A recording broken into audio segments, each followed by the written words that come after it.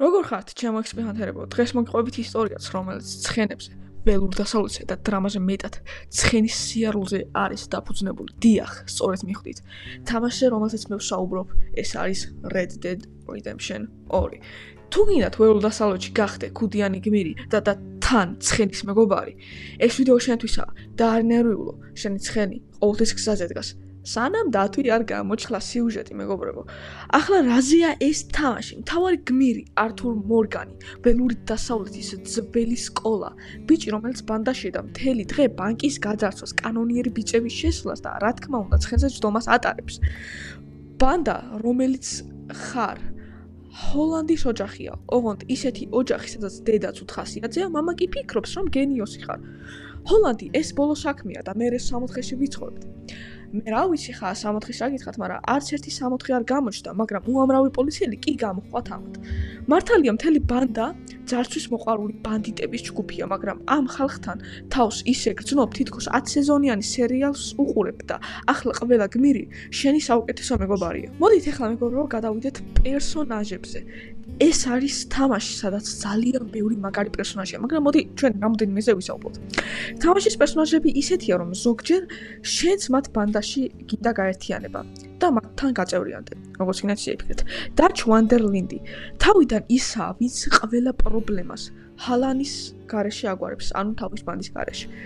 დაიმალეთ ქარნაში და ყველაფერი მოგვარდება, მაგრამ ნელ-ნელა ხვდები, რომ დაჩი ტვინის გარეშე მოქმედებს და ნდობა ისევე თავდება. იქვე მთავრდება, ანუ დაჩი ძალიან ურევს ბოლო ხანებში და ძალიან იცვლება მისი ხასიათი. ჯონ მარსტონი. ახალგაზრდა ჯონი ცდილობს იყოს დიდი ბიჭი, მაგრამ მისი პრობლემები იმდენია, რომ ართურს უნდა დაუწეროს.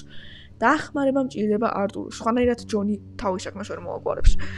სეიდი ადლერი. აი თუ ვინმეს უნდა გაუსწორდე ველურ დასავლეთში, ეს სეიდია. ის ისეთი მაგარია, რომ ნამდვილი ვესტერნის ქალბატონის თავისწინებას ტოვებს. და რა თქმა უნდა, ცხენი ვიღაცისთვის ეს უბრალოდ ცხელია, მაგრამ არტურისთვის ეს ნამდვილი მეგობარია. კარგი კი არა, შენი ყველაზე ერთგული NPC. თუ ხრამში არ გაიქცევა თქვენი ცხენი.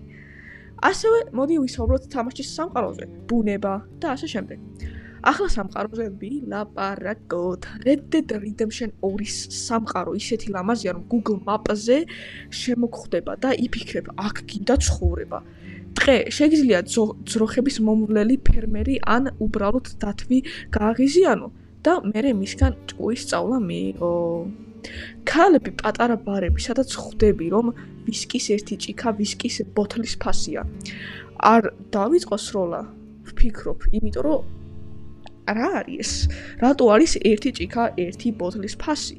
ძალიან საინტერესოა, მაგრამ ასევე Reddit-ში არის ძალიან ლამაზი ბუნება. დინარე, მთები, თოვლი, წვიმა და მერე მზე, რომელიც ისე ანთენებს, რომ გონი ცხელ ქვიშაზე ზივარ და ჩაის ფინჯანი მიჭირავს. ისე ვგრძნობ მე ამ თამაშს საკუთარ თავს. იმენა მგონია, რომ მე ამ თამაშში ვარ. მაგრამ ფრთხილად თუ ტყეში ძალიან ღრმად შეხვალთ, დათვი ან გელი შეიძლება სურპრიზად მოგესალმოს. ასევე მოდი ვისაუბროთ გეიმპლეიზე. არ შეიძლება რომ ჩვენ ამ თამაშის გეიმპლეის უბრალოდ გვერდი ავუაროთ. თამაშის მექანიკა ესაა მთელი თავგადასავალი. თევზაობა, შენი პირველი თევზი ისე გაიქცევა, თითქოს საერთოდ არ დაგიჭერია თევზი. ძალიან რთულია თევზაობა ამ თამაში, მინდა გითხრათ. ცხენით ჯდომა, ცხენით კატაობა, ოღონდ ფრთხილად, როცა ცხენი თავს იგზნობს ფორმულა 1-ის მონაწილედ. ნადირობა ყველაზე გიჟური მომენტია, როცა დათვს გამოედები და უცებ ხვდები, მე ვის ვედები, კი არა ეს ახლა ალბათ მომკლავს. ფული და ძარცვა. შეგიძლია ბანკი გაძარცვო, ანუ ვიღაც მგზავრის ფული მოიპარო, მაგრამ ფრთხილად, პოლიციელები ყველგან არიან, გიპოვიან, თუნდაც მთებში, სადაც მეგონა სხვათა შორის მე რომ მარტო ვიყავი. გრაფიკა. თავიდან მე როცა შევედი ამ თამაში, ვაუ, ეფექტი მქონდა.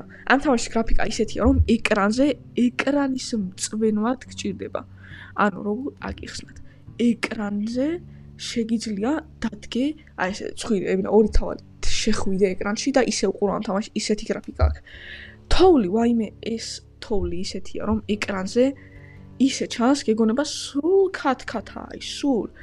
ეს თოვლი კი არა, მართლა სილამაზის ბომბა.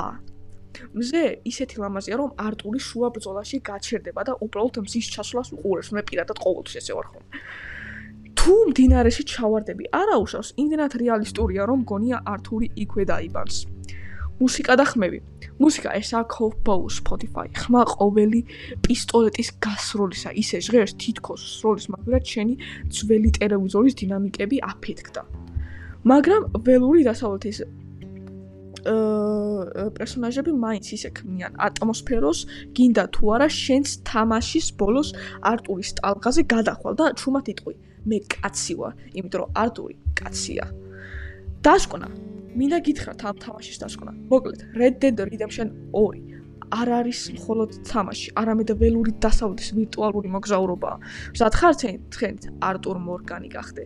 თუ მოგეწონა ეს სახალისო მიმოხილვა, არ დაგაუწყეს, დააჭირო ლაიქს, გამოიწერო ჩემი არხი XP Hunter-ი და შენი მეგობრებიც გააცნო ამ თამაშის ჯადოსნურობა.